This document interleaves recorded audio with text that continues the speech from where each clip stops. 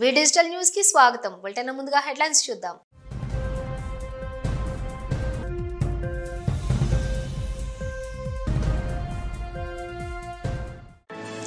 ప్రకృతి వైపరీత్యాల పట్ల అప్రమత్తంగా ఉండాలని, సహాయక రక్షణ చర్యల్లో అలసత్వం ఉండరాదని జిల్లా కలెక్టర్, ఎస్పీలు, అధికారులను స్పష్టం చేసిన హోంమంత్రి వంగలపూడి అనిత.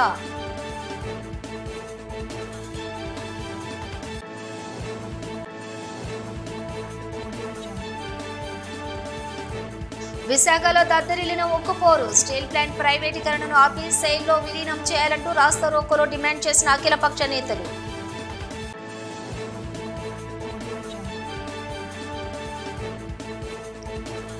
సమాజ అభివృద్ధిలో జర్నలిస్టుల సేవలు ప్రశంసనీయమని, జర్నలిస్టుల సంక్షేమానికి నిరంతరం సహకారం అందిస్తారని హామీ ఇచ్చిన AP film industries employees federation chairman, Upakar charitable trust chairman doctor Kancherla Achyuta Rao.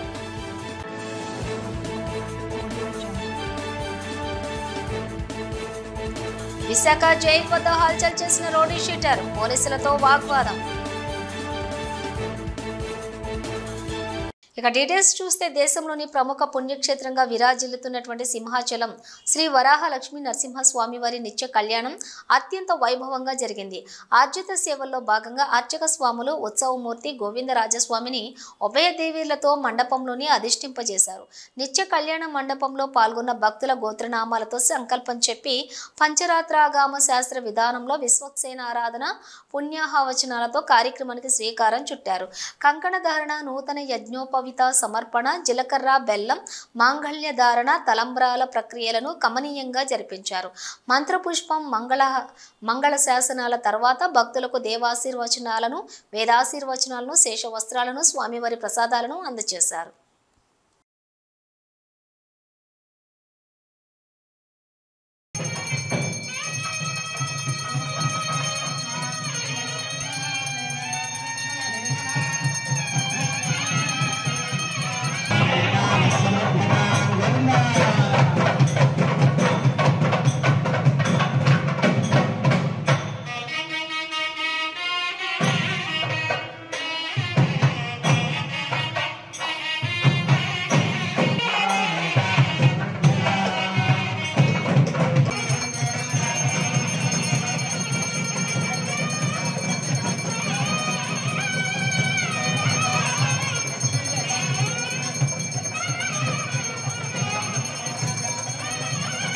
ప్రకృతి వైపరీత్యాల పట్ల అప్రమత్తంగా ఉండాలని, తక్షణ రక్షణ సహాయక చర్యల్లో బాధ్యతగా వ్యవహరించాలని జిల్లా కలెక్టర్లు, ఎస్పీలు, అధికారులను రాష్ట్ర హోంశాఖ మంత్రి వంగలపూడి అనిత ఆదేశించారు.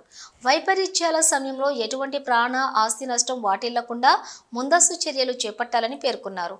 ఇటీవల కురిసిన భారీ వర్షాల వలన జరిగిన నష్టాలపై తీసుకున్న సహాయక చర్యలపై విశాఖ, శ్రీకాకుళం, విజయనగరం, అనకాపల్లి, అల్లూరి, మన్యం జిల్లాల కలెక్టర్లు, ఎస్పీలతోటి Visakhapatnam collectorate video conference hall నుంచి వీడియో కాన్ఫరెన్స్ ద్వారా ఆమె సమీక్షించారు. జిల్లా నుంచి జిల్లా collector MN Harendra Prasad, police commissioner Shankhabrata Bagchi, joint police commissioner doctor K Fakirappa, joint collector K Mayur Ashok, జిల్లా రెవెన్యూ అధికారి K Mohan Kumar video conference లో భాగస్వామ్యమయ్యారు. ఈ సందర్భంగా హోంమంత్రి మాట్లాడుతూ, గత 15 రోజుల్లో రాష్ట్రంలోని 2 తుఫాన్లు వచ్చాయని, ఈ నెల 8, 9 తేదీల్లో భారీ వర్షాలు కురిశాయని అన్నారు. భారీ వర్షాలు, ప్రకృతి వైపరీత్యాల సమయంలో ప్రతి ఒక్కరు కూడా అప్రమత్తంగా ఉండాలని, విజయవాడలో తీసుకున్నటువంటి సహాయక రక్షణ చర్యల మాదిరిగా చర్యలు చేపట్టాలని అధికారులకు సూచించారు. ఇందుకు జిల్లా కలెక్టర్లు పూర్తి బాధ్యత వహించాలని పేర్కొన్నారు. వర్షాకాలంలో జిల్లా కలెక్టర్లు నీటిపారుదల శాఖ అధికారులతోటి జిల్లాలోని జలాశయాల స్థితిగతులపై సమీక్షించాలని తెలిపారు. ఎప్పటికప్పుడు రిజర్వాయర్ల గేట్లు పనితీరును కూడా పునః సమీక్షించుకోవాలని, పనిచేయని, పాడైన గేట్లను మరమ్మతులు చేపట్టాలని ఆదేశించారు. అటువంటి వాటిపై ప్రత్యేక దృష్టి సారించాలని, వాటికి అవసరమైన అంచనాల నివేదికలను సమర్పించాలని కోరారు.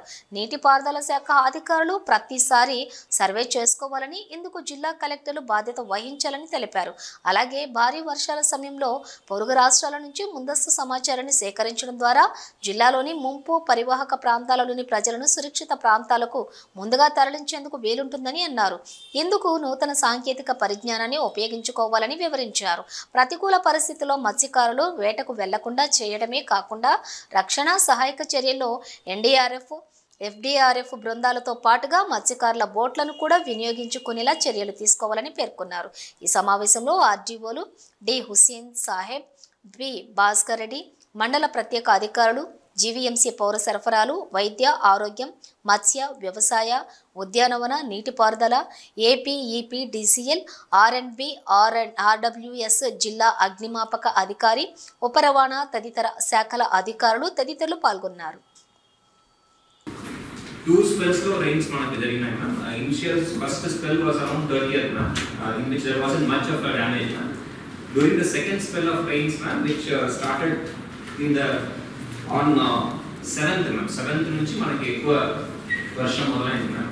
On 7th evening onwards we started getting heavy rains ma'am. 7th evening nunchi 8th continuously we had rains ma'am, and the rains continued on 9th also ma'am. Visakha ఉక్కు కర్మాగారంను సత్వరమే సెయిల్లో మెర్జ్ చేయాలని, అలాగే మూలధనంగా 12,000 కోట్లు కేటాయించాలి ఉక్కు పరిరక్షణ పోరాట కమిటీ నాయకులు అన్నారు. ఈ మేరకు కుర్మన్నపాలెం జంక్షన్లో ఉక్కు పరిరక్షణ పోరాట కమిటీ ఆధ్వర్యంలో రాస్తారోకో చేపట్టారు. దాదాపుగా 35 నిమిషాల పాటు రోడ్ని దిగ్బంధించారు. ఈ సందర్భంగా ఉక్కు పరిరక్షణ పోరాట కమిటీ నాయకులు మాట్లాడుతూ విశాఖ ఉక్కు కర్మాగారంను సత్వరమే స్టీల్ అథారిటీ ఇండియా లిమిటెడ్ సెయిల్లో కలపాలని, విశాఖ ఉక్కు కోన ఊపిరితో ఉందని, తక్షణ ఉపశమనం కొరకు 10,000 కోట్ల రూపాయలు మంజూరు చేయాలని కోరారు. విశాఖ స్టీల్ ప్లాంట్ ను పూర్తిస్థాయి ప్రొడక్షన్ తీసేలా ముడి సరుకును ఏర్పాటు చేయాలని, నిర్వాసిత నిరుద్యోగులకు శాశ్వత ఉపాధి కల్పించాలని కోరారు. రాష్ట్ర ప్రభుత్వం సత్వరమే బాధ్యత తీసుకుని కేంద్ర ప్రభుత్వంపై ఒత్తిడి తేవాలని అన్నారు. ఢిల్లీ ఉక్కు భవన్లోని నేడు రేపు కేబినెట్ సబ్ కమిటీ సమావేశాలు నిర్వహిస్తున్నారని, ఈ సమావేశంలోని స్టీల్ ప్లాంట్కు అనుకూలంగా నిర్ణయం తీసుకోవాలని కోరారు. కార్మికులకి పోలీసులకి జరిగినటువంటి తోపులాటలో కొంతమంది కార్మిక సంఘాల నాయకులను పోలీసులు అదుపులోకి తీసుకున్నారు.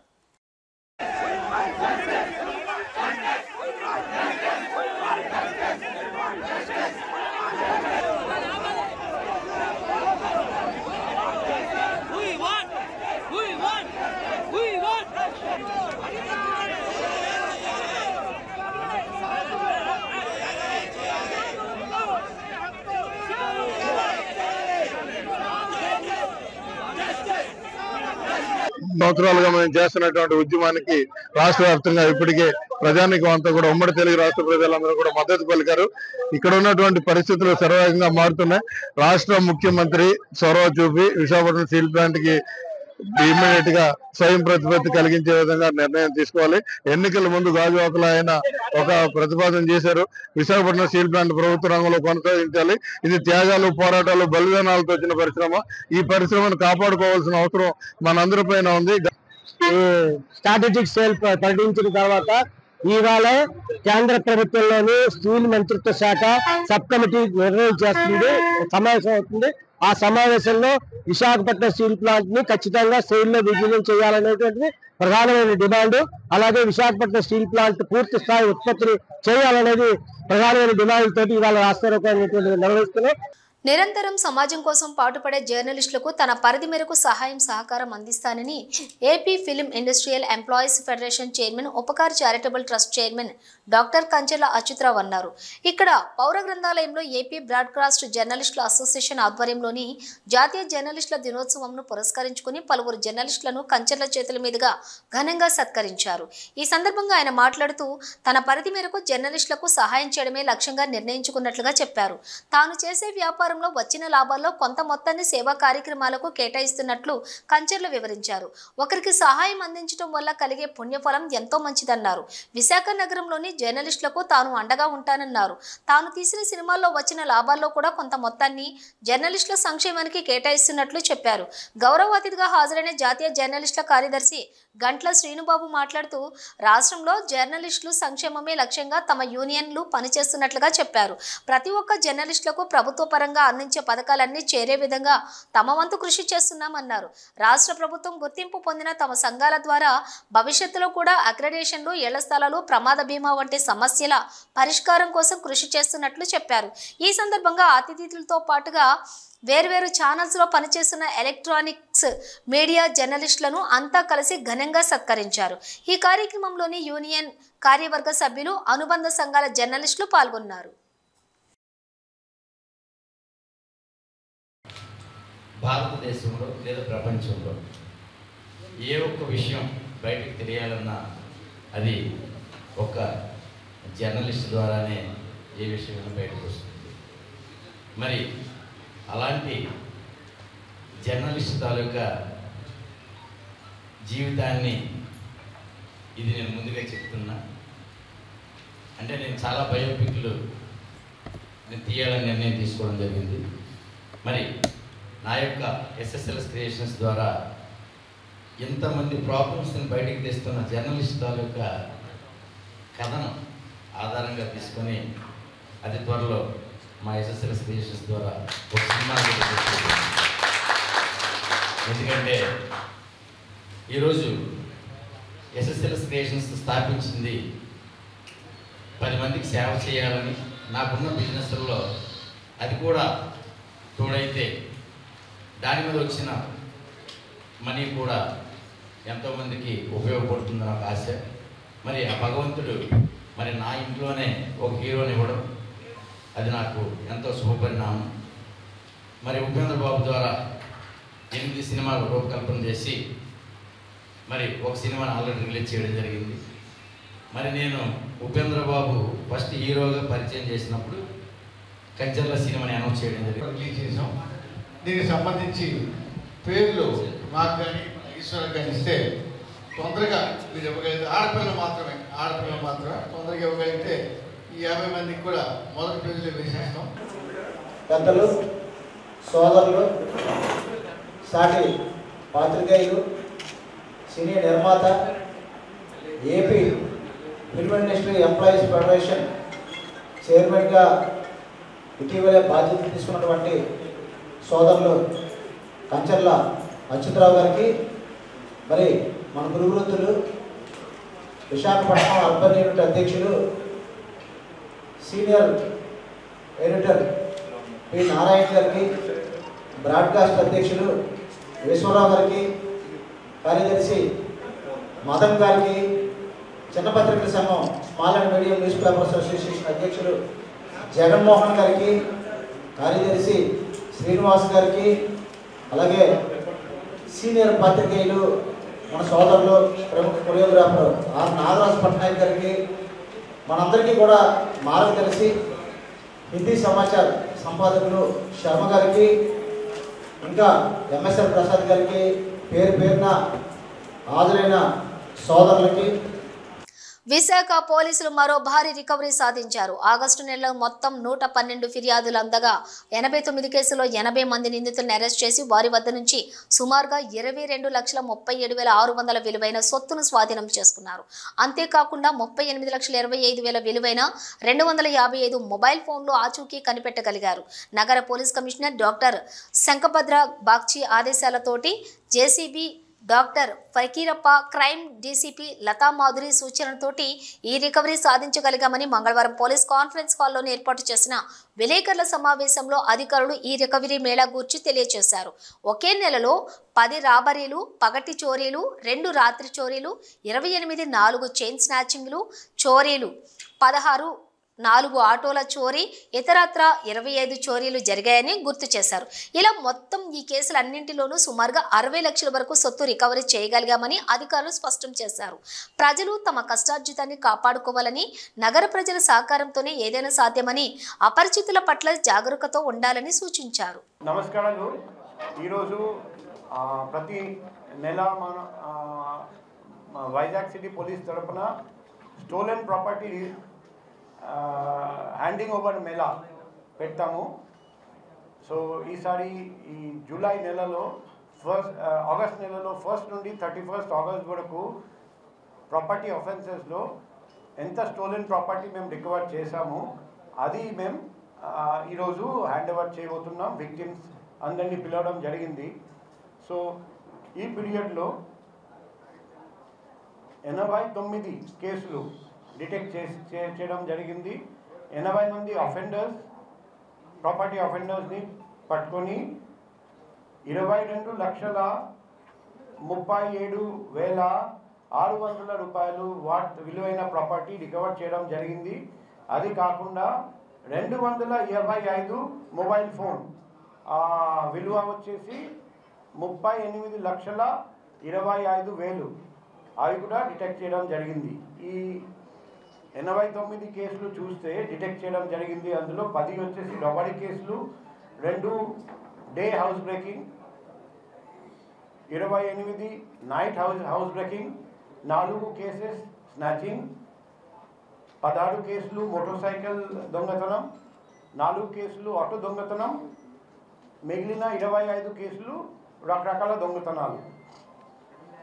ఐటమ్స్ చూస్తే అందులో బంగారం 555.05 గ్రాములు, క్యాష్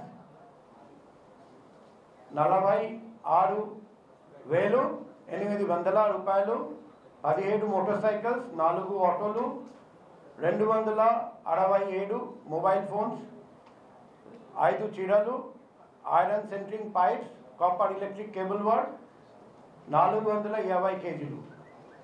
సో ఈ అంతా కలిపి 60,62,100 రూపాయలు విలువైన సామానులు.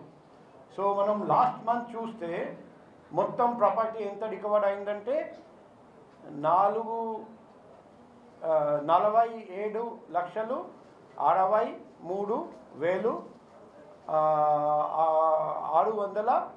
అంటే లాస్ట్ మంత్ కంటే ఈ మంత్ దాదాపు 50% ఎక్స్ట్రా మేము రికవర్ చేసాము. 17 లాస్ట్ మంత్ 72 కేసులు డిటెక్ట్ చేస్తే ఈ మంత్, కాబట్టి అది లాస్ట్ మంత్ కంటే మన పర్ఫార్మెన్స్ 50% బెటర్. మా లక్ష్యం వచ్చేసి ప్రతి నెల బెటర్ పర్ఫార్మెన్స్ చేయాలి. ఈ మంచి పర్ఫార్మెన్స్ చేసినందుకు నేను కొత్త DCP crimes Latha Madhuri madam గారికి, తర్వాత విశాఖ స్టీల్ ప్లాంట్ ప్రైవేటీకరణపై కేంద్ర రాష్ట్ర ప్రభుత్వాల వైఖరి నిరసిస్తూ వామపక్ష పార్టీల ఆధ్వర్యంలో నిరసనలు వెల్లువెత్తాయి. విశాఖ ఉక్కును సెయిల్లో విలీనం చేయాలని డిమాండ్ చేశారు. సెయిల్లో విలీనం చేయాలని, ప్లాంట్ను పూర్వస్థితికి తీసుకురావడానికి వర్కింగ్ క్యాపిటల్ కింద తక్షణమే 10,000 కోట్లు కేటాయించాలని డిమాండ్ చేశారు. ఈ మేరకు కేంద్రంపై రాష్ట్రంలోని కూటమి ముఖ్యమంత్రి చంద్రబాబు, ఉప ముఖ్యమంత్రి పవన్ ఒత్తిడి తేవాలని విజ్ఞప్తి చేశారు. ఎన్నికల ప్రచారంలో ఇచ్చిన మాటను చంద్రబాబు, పవన్, పురంధేశ్వరి నిలబెట్టుకోవాలన్నారు. స్టీల్ ప్లాంట్ మీద ఆధారపడి ఎంతో మంది జీవనం సాగిస్తున్నారని, ముఖ్యంగా కార్మికులను రోడ్డుపై పడకుండా కాపాడాల్సిన బాధ్యత చంద్రబాబు, పవన్ పై ఉందని స్పష్టం చేశారు. విశాఖ ఉక్కును పూర్తి స్థాయి సామర్థ్యంతో నడిచేలా చేసి దానిని సెయిల్లో విలీనం చేస్తూ నిర్వాసితులకు న్యాయం చేయాలని నేతలు డిమాండ్ చేశారు. ర్యాలీగా వెళ్లిన ప్రజా మహిళా కార్మిక సంఘాల నేతలు, కార్మికులు, మహిళలు ఆర్టీసీ కాంప్లెక్స్ ఎదురుగా బైఠాయించి రాస్తారోకో నిర్వహించడంతో ట్రాఫిక్ అంతరాయం ఏర్పడింది. పోలీసులు రంగప్రవేశం చేసి కొంతమందిని అదుపులోకి తీసుకోవడంతో పరిస్థితి ఉద్రిక్తంగా మారింది. అనంతరం ఆందోళనకారులను పోలీసులు విడిచిపెట్టడంతో పరిస్థితి సద్దుమణిగింది. కార్యక్రమంలోని సిఐటియు జిల్లా మహిళా కార్యదర్శి పి మణి, మద్దెలపాలెం జోన్ కార్యదర్శి వి కృష్ణారావు, ఏఐటియుసి జిల్లా ప్రధాన కార్యదర్శి జిఎస్జే అచ్యుతరావు, అధ్యక్షులు ఎం మన్మథరావు, సహాయ కార్యదర్శి ఎస్కే రెహమాన్, ఎఫ్టియు రాష్ట్ర ఉపాధ్యక్షులు ఎం వెంకటేశ్వర్లు, ఐఎన్టియుసి జిల్లా కార్యదర్శి బొగివిల్లి నాగభూషణం, అధిక సంఖ్యలో కార్మికులు పాల్గొన్నారు.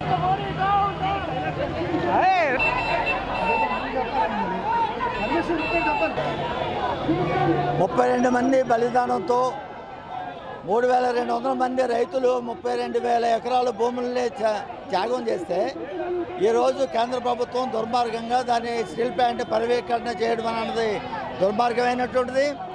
గతంలో స్టీల్ ప్లాంట్ సాధన కోసం సిపిఎం, సిపిఐఎం ఎమ్మెల్యేలు 57 మంది, అలాగే 7 ఎంపీలు రాజీనామాలు చేయడం ద్వారా, త్యాగాలు చేయడం ద్వారా స్టీల్ ప్లాంట్ సాధించుకోవడం జరిగింది. ఇప్పుడు మళ్ళా దీన్ని నిలబెట్టుకోవాలంటే ఇప్పుడున్నటువంటి 25 ఎంపీలు అలాగే 175 మంది ఎమ్మెల్యేలు రాజీనామాలు చేస్తేనే నిలబెట్టుకోవడం అవుతుంది. లేదు మీరు రాజీనామాలు చేయరు అని అంటే మోడీ గారితో మాట్లాడండి, మేము ఎన్డీలో ఉంటే మేము కాపాడుతాము, మాకు ఓట్లు వేయండి అని చెప్పి అధికారాలకు వచ్చిన కూటమి ప్రభుత్వం ఈ రోజున ఏమీ మాట్లాడకుండా కేవలం నేను స్టీల్ ప్లాంట్ ఓట్లతోటే రాష్ట్రంలో అత్యధిక మెజార్టీ వచ్చిందని చెప్పుకున్నటువంటి పల్లా శ్రీనివాసరావు ఈరోజు ఏమీ మాట్లాడుతున్నారు. కాబట్టి ఏంటంటే ఒకటి మనం నిలబెట్టుకోవాలంటే ఒకటే గుజరాతీ కార్పొరేట్ తాలూకు ఉత్పత్తులు ఏవైతే ఉన్నాయో అమూల్ ఉత్పత్తులు కానీ రిలయన్స్ పెట్రోల్ కానీ ఇవన్నీ కూడా ఎలక్ట్రానిక్స్ కానీ అన్ని కూడా బహిష్కరిస్తే అప్పుడు వాళ్ళు దిగొస్తారని చెప్పి నేను నిలబెట్టుకోవాలని చెప్పి కోరుతున్నాను. విశాఖలో రౌడీ షీటర్ల ఆగడాలకు అడ్డుకట్ట పడడం లేదు. రిమాండ్ ఖైదీగా ఉంటున్న వారిలో మార్పు రావటం లేదు. అడ్డొచ్చిన వారిపై జులుం ప్రదర్శిస్తున్నారు. తనకు గౌరవం ఇవ్వలేదని మర్యాదగా ప్రవర్తించాలంటూ ఓ రౌడీ షీటర్ సాక్షాత్తు విశాఖ సెంట్రల్ జైలు వద్ద ఆర్మీ రిజర్వ్ సిబ్బందిపై దౌర్జన్యానికి పాల్పడిన సంఘటన దృశ్యాలు ప్రస్తుతం సోషల్ మీడియాలో వైరల్ అయ్యాయి. వన్ లైన్ పోలీస్ స్టేషన్ పరిధిలోని పలు కేసుల్లో రిమాండ్లో ఉన్నటువంటి గుర్రాలు సాయి విచారణ నిమిత్తం సోమవారం కోర్టుకు తీసుకుని వెళ్లారు. అనంతరం సెంట్రల్ జైలుకు తీసుకుని వచ్చిన సిబ్బంది పట్ల సాయి దురుసుగా ప్రవర్తించాడు. తన చేయి వదలాలని, తాను చెప్పింది వినకపోతే తీవ్ర పరిణామాలు ఎదుర్కోవాల్సి వస్తుందంటూ యూనిఫామ్లో ఉన్న వారిని తీవ్ర పదజాలంతో దూషించాడు. మరో కానిస్టేబుల్ ఈ దృశ్యాన్ని వీడియో తీస్తుండగా తన వద్ద పోలీసులు 20,000 లంచం తీసుకున్నారని ఆరోపిస్తూ వీడియో తీయొద్దని గదమాయించాడు. అంతేకాకుండా సిబ్బందిని బూతులు తిడుతూ హల్చల్ చేశాడు. ఇప్పటికే పలు కేసుల్లో నిందితుడిగా ఉన్న సాయి అంతలా రెచ్చిపోతున్నా ఏమీ చేయలేని స్థితిలో పోలీసులు మిన్నకుండిపోయారు. ప్రభుత్వం చేసుకున్నారా గుర్తుగా పడిపోతారు పక్కా చెప్పింది కరెక్ట్లేదు ఎన్నో తెలిస్తే అది మీరు ఎక్కడ చూస్తారు ఎక్కడ పడిపోద్ది రక్తం మన ఇంట్లో అంటే పడిపోద్ది అది సంబంధం ఎక్కడ వచ్చి పడుతున్నాము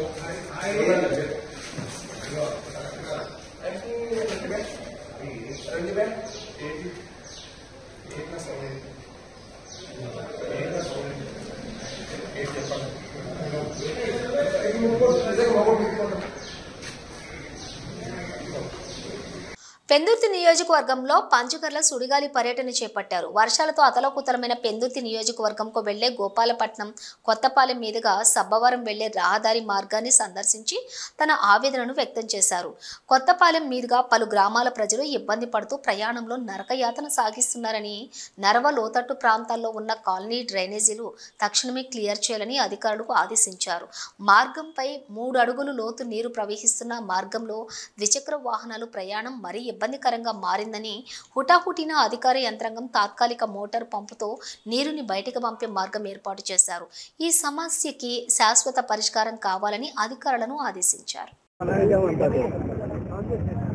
మొన్న కురిసిన భారీ వర్షాలకి చాలా ప్రాంతాలు రోడ్ల మీద కానీ ఇళ్లలో కానీ మరి ముఖ్యంగా ఈ ప్రాంతంలో నీరు చేరటం, ఒక 4 అడుగులు 3 అడుగులు రోడ్డు మీద నీరు ప్రవహించడం అనేది ఎందుకు జరిగింది అని చెప్పి మొన్న నేను ఊళ్ళో లేను, మొన్న మా ఎమ్మెల్యే గణబాబు గారు విజిట్ చేశారు.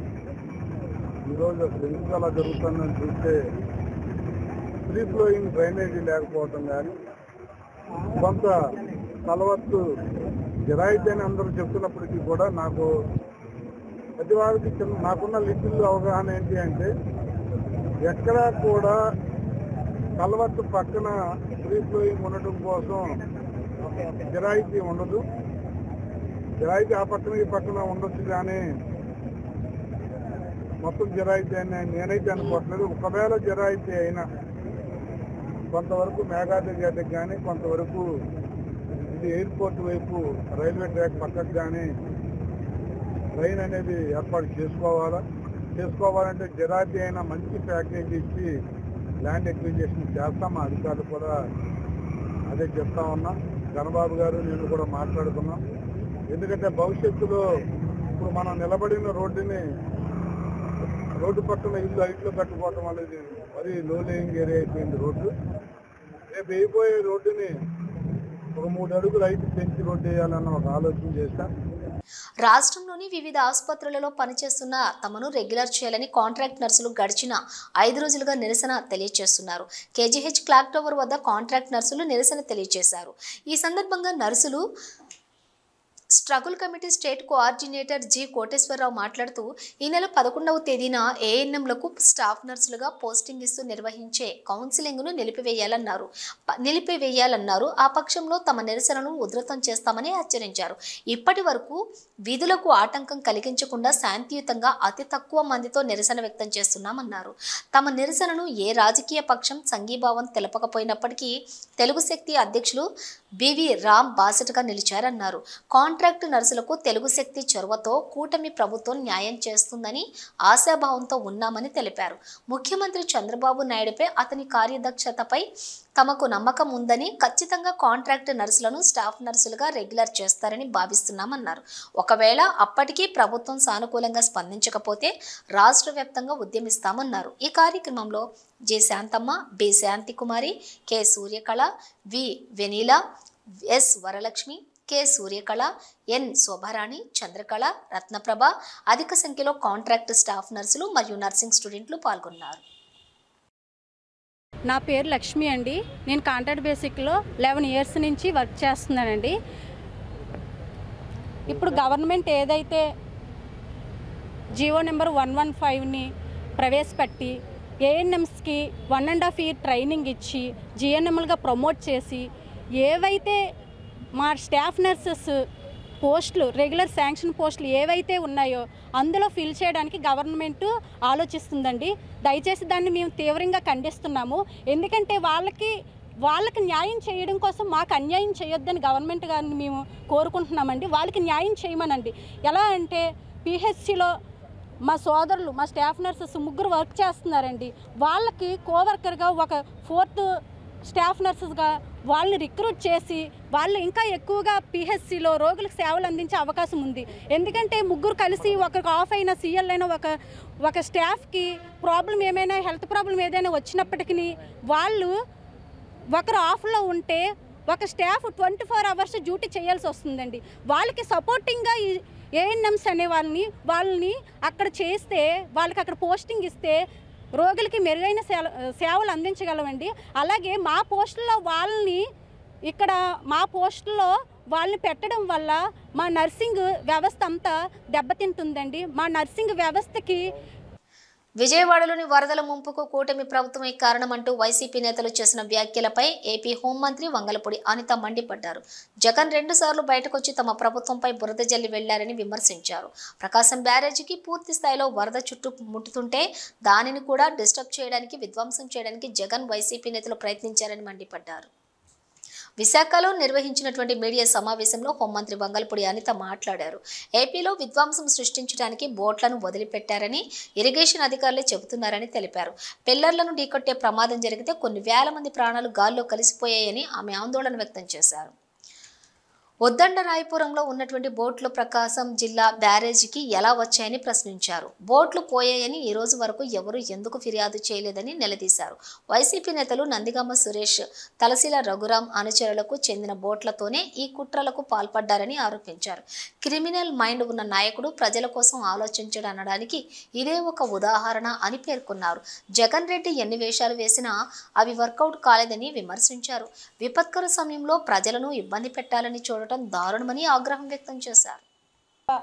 రంగంలోకి దిగి సుమారుగా 10 రోజుల నుంచి అక్కడే విజయవాడ కలెక్టరేట్లోనే బస్సు ఏర్పాటు చేసుకొని బస్సులోనే తన కార్యకలాపాలన్నీ కూడా చేయడం, అడ్మినిస్ట్రేషన్ చేయడమే కాకుండా ఏ ముఖ్యమంత్రి చేయనట్టుగా ప్రతిరోజు ఉదయము సాయంత్రము కూడా కంపల్సరీగా ఎక్కడైతే ప్రాబ్లమ్స్ ఉన్నాయో, ముంపు ప్రాంతాలు ఉన్నాయో, వరద బీభత్సం జరిగిందో ఆ ప్రాంతాలకు వెళ్ళటం, అక్కడున్న ప్రజలందరికీ కూడా సహాయక చర్యలు అందుతున్నాయా లేదా, అదేవిధంగా వాళ్ళందరికీ కూడా ఫుడ్, అకామిడేషన్స్ అన్నీ ఉన్నాయా లేదా, వాళ్ళందరికీ కూడా కరెంటు రిస్టోర్ అయిందా లేదా, ఆఖరికి వాళ్ళ ఇల్లులన్నీ కూడా శుభ్రం చేశారా లేదా డిపార్ట్మెంట్ వాళ్ళు అన్నది కూడా పర్యవేక్షించి అక్కడ వాళ్ళందరికీ కూడా ఎటువంటి ఇబ్బంది కలగకుండా చూసుకునే బాధ్యత కూడా తీసుకురావడమే కాకుండా వితిన్ 3-4 డేస్లో విజయవాడ నగరంలో దగ్గర 70%ని మళ్ళీ కరెంటు కూడా రిస్టోర్ చేసి వాటర్ కూడా వాళ్ళందరికీ ఇచ్చే పరిస్థితి కూడా మనం చూసాం. అంటే ఒక ముఖ్యమంత్రి ఒక డిజాస్టర్ మూమెంట్లో, ప్రజలకు ఇబ్బంది కలిగే మూమెంట్లో ఏ రకంగా అలర్ట్గా ఉండాలి, ఏ రకంగా సహాయక చర్యల్లో పాల్గొనాలి, ఏ రకంగా మేనేజ్మెంట్ చేయాలి అన్న విషయం మీద ప్రపంచం మొత్తంలో ఏ రాజకీయ నాయకుడైనా చంద్రబాబు నాయుడు గారిని చూసి నేర్చుకోవచ్చు అనేటట్టుగా ఆయన క్రైసిస్ మేనేజ్మెంట్ చేయడం అన్నది మనం అందరం కూడా చూసాం. బులెటిన్ ముగించే ముందు హెడ్లైన్స్ మరోసారి.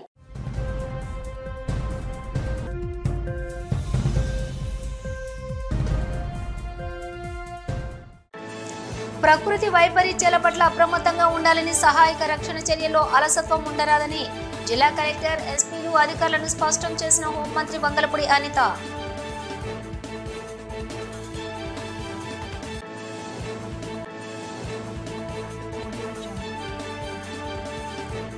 విశాఖలో దద్దరిల్లిన ఉక్కుపోరు. స్టీల్ ప్లాంట్ ప్రైవేటీకరణను ఆపి సెయిల్లో విలీనం చేయాలంటూ రాస్తా రోకోలో డిమాండ్ చేసిన అఖిలపక్ష నేతలు.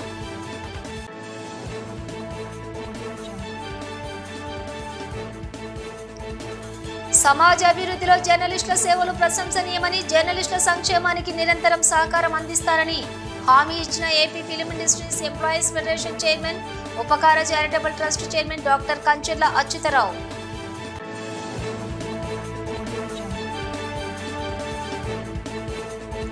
విశాఖ జైలు వద్ద హల్చల్ చేసిన రౌడీ షీటర్, పోలీసులతో వాగ్వాదం.